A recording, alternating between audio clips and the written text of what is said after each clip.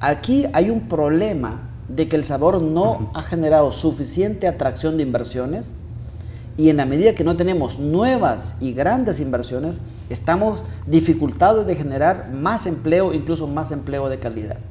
Por eso el gobierno ha instalado esta idea del nuevo ciclo, por el desarrollo, por la inversión y por el empleo, en donde hay fácil 8, 10 leyes o reformas legales que esperamos contribuyan en este proceso.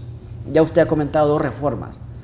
Además está la ley de socios públicos privados, está la ley de firma electrónica, está la ley de micro y pequeñas empresas, está la ley de facilitación de trámites y de permisos de construcción, está la ley de garantía mobiliaria, está la ley de estabilidad jurídica de los contratos de inversión. Es decir, es un paquete muy importante. ¿Qué buscamos? Bueno, que el país sea competitivo y generemos El Salvador más atracción de inversiones que nos permita que esas inversiones generen más empleo y sobre todo empleo de calidad. Es curioso que el Ejecutivo haya también negociado, digamos, o más bien conformado esas reformas a la ley de zonas francas con la CAMTES, precisamente. ¿Qué han señalado los sindicatos, digamos, qué elementos han señalado de esas reformas que están de alguna manera también vulnerando los derechos de los trabajadores hoy por hoy? Específicamente, partiendo de cómo está la ley en este momento, ¿verdad? Si nosotros la leemos, todo su contenido solo tiene garantías comerciales para las empresas, procedimiento, cómo entrar a ser parte de los beneficios arancelarios, pero muy poco habla de los derechos laborales. Cosas que ya universalmente están aceptadas bajo convenios internacionales, bajo leyes nacionales, que eso no es ninguna exigencia, ni debe ser ninguna obligación, ni debe ser tampoco ninguna concesión, porque son cosas que éticamente están aceptadas ya por las grandes empresas, por las grandes transnacionales, por empresarios regionales y nacionales, el respeto al sistema de derechos laborales.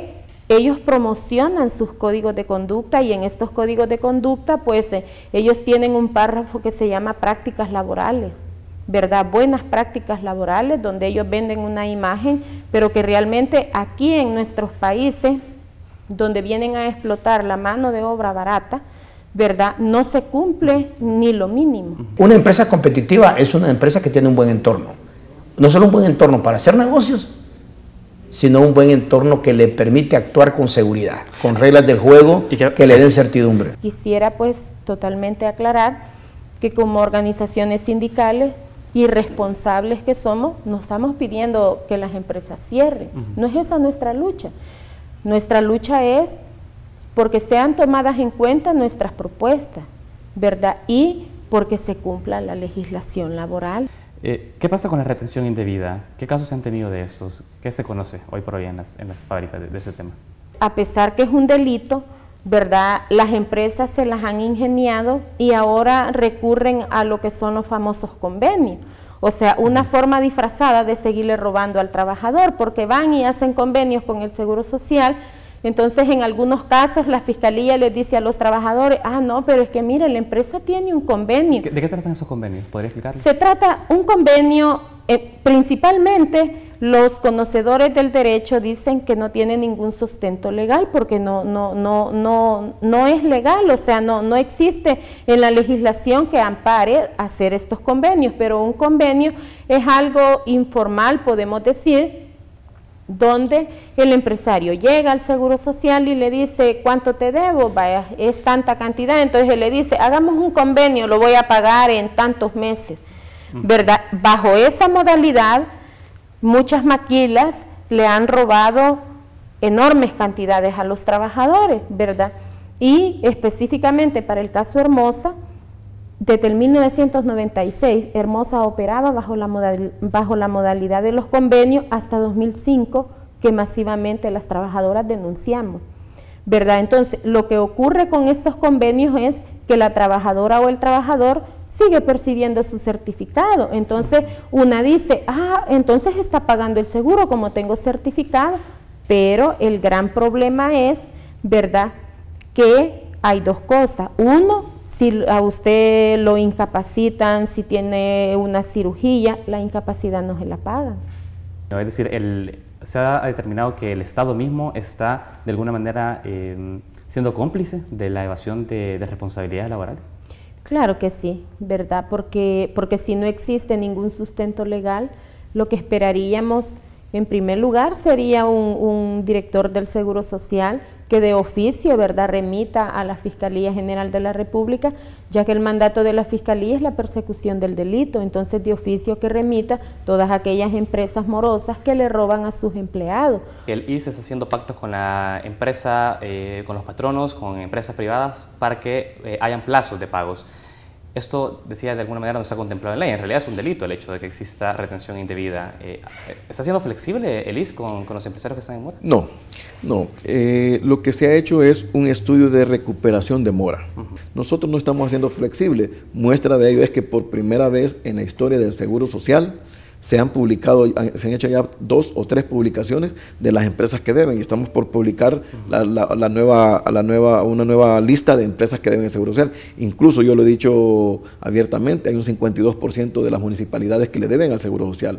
Hay algunas dependencias del Estado que le deben al Seguro Social, y que nosotros, igual, así como la empresa privada, le estamos exigiendo de que cumpla con su obligación. Es una afectación porque no vamos a tener fondos para nuestras pensiones, ¿verdad? O sea, eso constituye un delito y eso está regulado en nuestra legislación, en el Código Penal.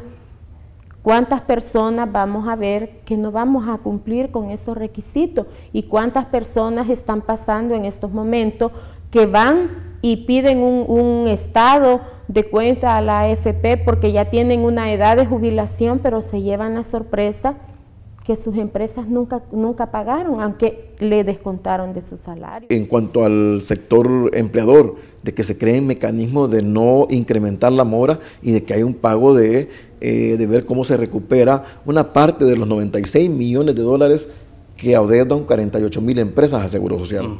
Pero eso es lo que nosotros estamos diciendo. Bueno, hay que ser conscientes también de que el empresariado necesita una atención de calidad de parte del Seguro Social. Además necesita que se demuestre que se está trabajando con transparencia. Le voy a poner un ejemplo de enero de este año. Se recaudó 99.2% de lo que se tenía que recaudar en el Seguro Social.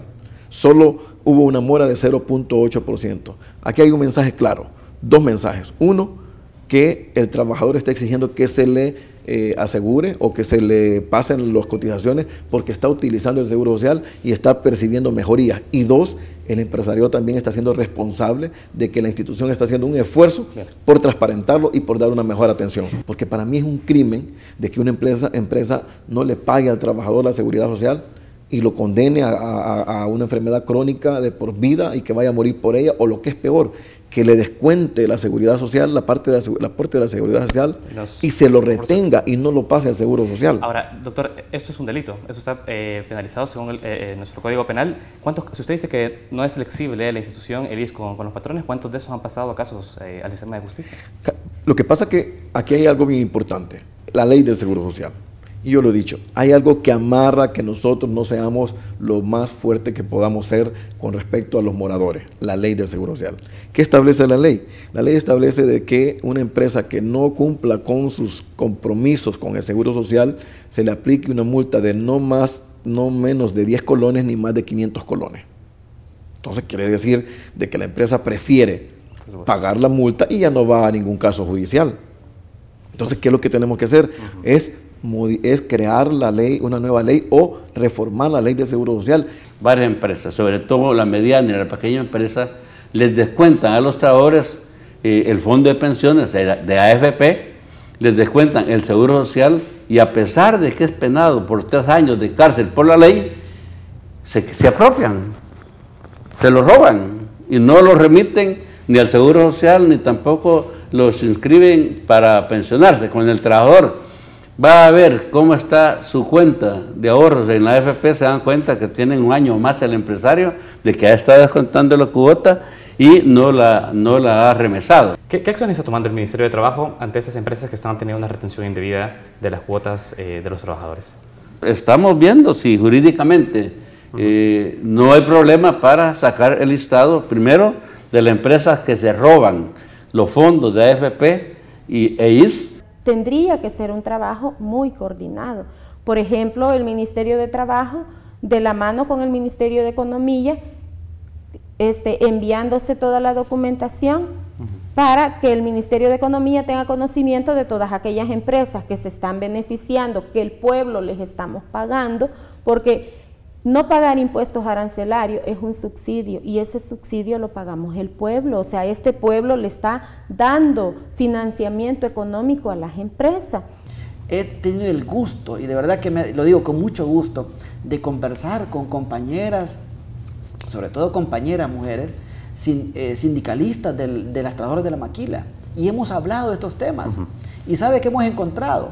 Hemos encontrado una gran oportunidad de que los derechos de las trabajadoras pueden ser mejor escuchados en la medida que logramos una mejor coordinación y un mejor diálogo entre los trabajadores y las trabajadoras de la maquila y los ministerios de Economía y de Trabajo. Entonces, ¿qué es lo que sucede? Que recientemente se tuvo una reunión con representantes del Ministerio de Economía y sabe que jamás han recibido, el Ministerio de Trabajo nunca ha enviado un expediente ni de una empresa de todas las violaciones a los derechos laborales. ¿No se ha enviado a dónde? Al Ministerio de Economía. Nunca. O sea, el Ministerio de Economía no maneja nada. Nosotros, como Ministerio de Economía, estamos listos para actuar en el marco de la ley. La ley no nos permite, y eso lo voy a decir claramente, la ley no nos permite el que intervengamos si no tenemos una resolución del Ministerio de Trabajo donde se evidencia violación a derechos laborales, una resolución del Seguro Social donde hay una violación a las obligaciones de seguridad social, o una resolución de la Superintendencia de Pensiones en donde se coloque incumplimiento a la ley de pensiones. Ministro, es curioso lo que usted menciona porque coincide también con la postura del ministro de Trabajo y del director del Seguro Social, que han estado sentados en ese mismo lugar. Y ambos, y sumada a su voz, también han puesto eso en la discusión, el hecho de que en sus lugares de trabajo no hay suficiente margen en la ley, una ley con dientes en dado caso para poder ejercer mayor control. Ahora, ¿no tienen los ministros la capacidad de poder hacer propuestas para las reformas de sus respectivas leyes y ejecutar mayor control sobre esos temas? ¿Cómo no? En el caso, de hecho, en el caso de la reforma a ley de zonas francas, se introdujeron algunas mejoras que van a potenciar incluso esta operación de atención a los derechos de las trabajadoras. Pero hay que decirlo. ¿Cuáles son? Pero hay que decirlo. Sí. Este es un tema que está instalado en el Código de Trabajo y en la institucionalidad del Ministerio. Bueno, este es un tema que lo hemos conversado con el ministro Centeno y el viceministro, y me parece que ahí tenemos una gran oportunidad. Yo creo, y lo insisto, le digo francamente, yo no estoy zafando el bulto. Yo estoy hablando francamente de un tema que sé que es totalmente legítimo y necesario que avancemos en el país, y me pongo a la disposición, uno, del trabajo que se hace en el gobierno para avanzar en esta materia, y segundo, en este diálogo con los sectores sociales que nos permita avanzar en El Salvador. ¿Se están llevando estas denuncias a la luz pública? Hay algunas inspecciones, ¿verdad?, de que se ha logrado que se puntualicen las discriminaciones, que el ministerio puntualice y ponga infracciones a las empresas. Eso es positivo, aunque sigue existiendo una gran cantidad, ¿verdad?, donde llegan los inspectores, donde no hay mayor eficiencia, pero también hay mucho temor en los trabajadores. Personalmente he acompañado a los inspectores a algunas maquilas. De una de ellas, aquí por Antiguo Joatlán, estuve una hora afuera esperando que me permitieran entrar. Una hora. Y la ley es clara: obstaculizar. Y la labor del Ministerio de Trabajo en la verificación de la ley es una falta grave. Entonces tuve que mandarle a decir a la gerente que si no me permitía el ingreso al ministro de Trabajo, y a los inspectores en muchas ocasiones no les permiten entrar, y la ley no les dice que queda a discreción de un empresario o de un funcionario no dejar ingresar a un inspector. Por obligación tienen que permitir que se cumpla con la ley inspeccionando, que he encontrado en la maquila. Y realmente yo he manifestado muchas veces que para cualquier salvadoreño, para cualquier ser humano correcto, debe ser una ofensa ver, sobre todo, muchísimas mujeres alrededor de las maquilas a la hora de almuerzo, comiendo en la cuneta en la calle. Cuando ingreso al final, después de una hora, ¿no fue multada? Me entero que tiene un comedor para 160 personas. Sí. Y tiene 1.600 gentes. Y ellos hagan 2 turnos para salir a comer. Sí. ¿Cómo es esa situación? ¿Se están garantizando? ¿Hay condiciones para que los trabajadores puedan tener efectivamente condiciones para ir al baño, para comer sus alimentos? En su gran mayoría no. En su gran mayoría no, porque, por ejemplo, hay empresas que tienen una cantidad de ¿qué? De 2.000 trabajadores, entonces el comedor aparentemente se ve grande, pero a la hora de salir todos a comer no da abasto. Las maquilas van a comenzar a ser multadas, las que no tengan comedores, para que sus trabajadores o alquilan un lugar adyacente a su maquila para que ahí sirva como comedor, pero ya no es posible continuar viendo personas comiendo en las aceras. Y hablábamos antes de ir a la pausa, usted nos comentaba el tema de los cierres que se producen. Sabemos que en el marco en el año 2009 hubo una serie de cierres de fábricas que afectó a gran número de trabajadores. Hoy por hoy se tiene algún número de cuánto ha sido el cierre de empresas durante el último año, la cantidad de trabajadores despedidos en ese sector. ¿Se conoce algún dato? Pero, ¿verdad? La modalidad es la misma.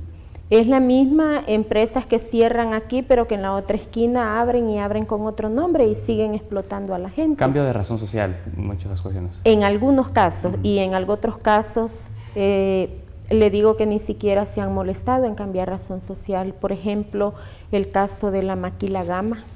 La Maquila Gama del señor Gadala María Isa, y era subcontratado por Intradesa. Intradesa sí. Es una empresa del señor Javier Simán, presidente de la ASI. Esta empresa, en plena negociación colectiva, cerró operaciones. ¿Sin previo aviso al trabajador? Sin previo aviso. Día viernes habían estado los del sindicato negociando la cláusula 14, si mal no recuerdo, y el día lunes se enfrentaron con que el cierre de la empresa era un hecho. Nos generan ese tipo de diálogo con el resto de los trabajadores y les hacen ver la importancia de la organización de los trabajadores a la hora de reivindicar sus derechos. Es decir, ¿hay un diálogo, hay una concientización de la importancia de la sindicalización en la fábrica? Sí, se hace, lo que pasa que es un trabajo que lamentablemente, ¿verdad? Aunque han pasado muchos años de los acuerdos de paz y que en teoría vivimos en libertad, es algo que es un trabajo que lo hacemos con mucho cuidado, con mucha delicadeza, para garantizarle a los trabajadores por lo menos que lleguen a la formación de su organización. Esto es algo que se hace con mucho esfuerzo, y cuando le hablo de esfuerzo significa que tenemos que trasladarlos hasta sus casas, buscarlos a sus casas, buscar lugares estratégicos donde no ponerlos en evidencia sin antes ellos tengan garantía, tengan protección legal. ¿Hay acoso para el líder sindical en las fábricas? Sí, mucho. Mire, aquí se han dado desde el caso de acosos, desde el caso de persecución, el caso de amenazas, y esto son ejemplos claros, lo estamos viendo en la empresa LD y en la empresa FID. Estas empresas operan en la zona franca de San Marcos, ¿verdad? Donde lamentamos que la Fiscalía nunca ha hecho su mejor papel. Bueno, hay un avance, ¿verdad? Porque ahora ya les toman las demandas a las trabajadoras. Anteriormente ni siquiera les tomaban las demandas. Cuando estas trabajadoras eran amenazadas, la empresa contrata sicarios para que las persigan, las amenazan. En este momento hay una compañera, la secretaria general de la empresa FID, ella ha recibido amenazas de personas... ¿Qué tipo de amenazas? Que la van a matar, si la ven en la zona franca la van a matar. Entonces hemos hecho denuncias internacionales, ¿verdad? La verdad nos preocupa la vida de la compañera, pero también sabemos que quien está detrás de todo esto es el dueño de la empresa, ¿Qué fábrica es? El señor Li Fu es el representante legal de la fábrica FID en San Marcos, y bueno, su principal cliente también quisiéramos mencionar, que es Hannes Brand Inc., HBI, conocido internacionalmente, es una multinacional.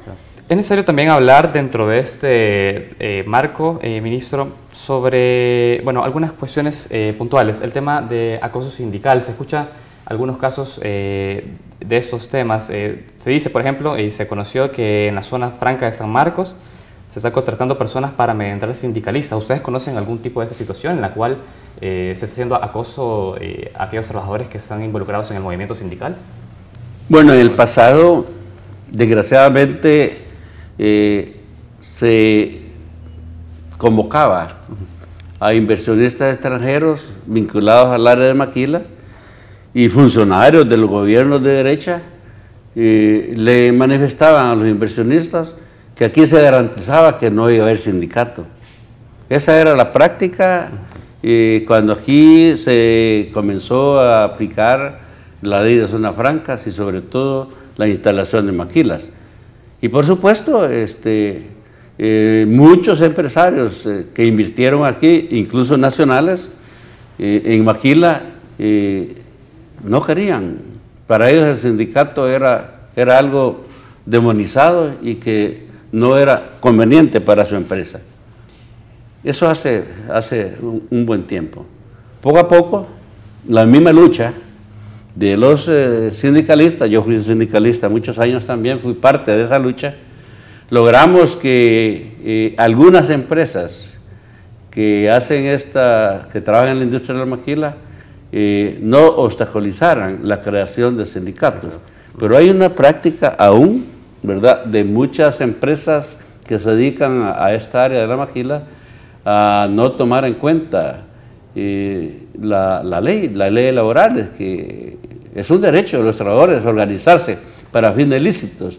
Y el sindicato es una organización lícita que está regulada por nuestra Constitución, por nuestro Código de Trabajo y por los convenios de la OIT. Es un derecho de todo ser humano organizarse para fines lícitos. Sin embargo, hay resistencia en algunas empresas. Hay empresas que tienen excelente relación con las organizaciones sindicales, han logrado entender que el sindicato es un aliado siempre y cuando se cumpla con los derechos de los trabajadores, pero otros todavía se resisten a que en su empresa exista un sindicato, sobre todo los de capital salvadoreño. Tenemos lamentablemente un empresariado en nuestro país que históricamente ha infundido terror a la población trabajadora. Terror, ¿verdad?, de que si me demandas te despido, que si abrís la boca te despido. O sea, nosotros esa es una gran labor que hacemos de empoderamiento, tanto de las mujeres y de los hombres trabajadores. ¿Por qué? Porque lo primero que hay que tener claro que usted demanda y es una batalla que va a librar de tú a tú, de cara a cara. ¿En qué condiciones se encuentra hoy por hoy una trabajadora de maquila al interior de la fábrica? Es una situación más precaria, ¿verdad? Porque no solamente están inmersas en la presión enorme de tener que cumplir con esas cantidades que son extremadamente inalcanzables, sino que también hay que estarse peleando con sus mismas hermanas y hermanos obreros iguales. Pero, ¿verdad?, también están los supervisores que parecen capataces, que claro, no tienen el látigo físicamente, pero tienen el látigo psicológico que les están diciendo: mire, si no quiere trabajar, váyase, que no le da vergüenza venir aquí, no compensa ni el salario mínimo. ¿Quién cumple ese rol? ¿Alguien, uno de los patronos de la empresa o los supervisores? Es la empresa, es la política de las empresas, pero que contratan a las personas llamadas supervisoras, ¿verdad?, que tengan esa capacidad, que tengan esas cualidades inhumanas para humillar a los demás y golpear como le dijera, su autoestima, de golpearlo psicológicamente. Claro, que es otro tipo de violencia también. Claro. Digamos. Ahora, hay una cosa importante, usted ha mencionado esta nueva mecánica, los módulos de trabajo. Es decir, se ha instalado también un mecanismo en el cual el trabajo que antes hacían 40 personas, hoy lo hacen 15, por ejemplo. Sí. Ajá. Es decir, es un mecanismo también de optimización de recursos por parte del patrón. Claro, claro, y entonces la crisis la vivimos las trabajadoras, ¿verdad? Porque ¿qué es lo que han hecho las empresas? Bueno, han despedido mucho personal, con menos personal están produciendo muchas mayores cantidades. ¿Y los salarios? Y los salarios de las trabajadoras, o sea, no suben, no aumentan. En el caso de El Salvador, ¿cuál es el problema? Que la mayor parte de la inversión que realizan tanto las empresas nacionales o incluso como las transnacionales están generando una precarización del mercado laboral. Es decir, cuando hablamos de que ellos andan buscando ganancias, eso se refiere que, en el caso de El Salvador, que te andan buscando costos salariales bajos y logran estos costos salariales bajos. ¿Y cómo están haciendo los trabajadores ante un alto costo de vida y ante salarios que son realmente bajos?